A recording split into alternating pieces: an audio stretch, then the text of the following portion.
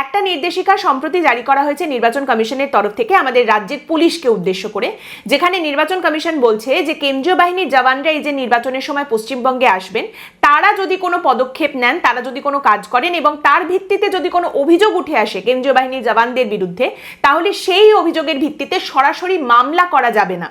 আগে সেই অভিযোগের ভিত্তিতে প্রাথমিক তদন্ত করতে হবে, তারপর জরুরি যা পদক্ষেপ নেবার দরকার সেগুলো নিতে হবে। এবার দেখুন, একদিকে এটা যেমন সত্যি কথা যে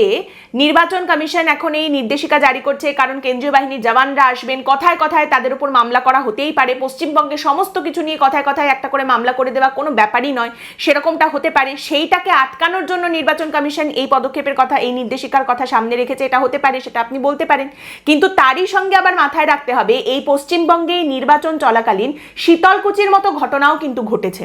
তার মানে এইখানে এই যে একটা দীর্ঘ সময় ধরে, অনেকগুলো বছর ধরে রাজ্য এবং নির্বাচন কমিশনের মধ্যে যে একটা মিসট্রাস্ট, একটা যে অবিশ্বাসের জায়গা, সেটা কিন্তু ক্রমাগত বেড়েই চলেছে।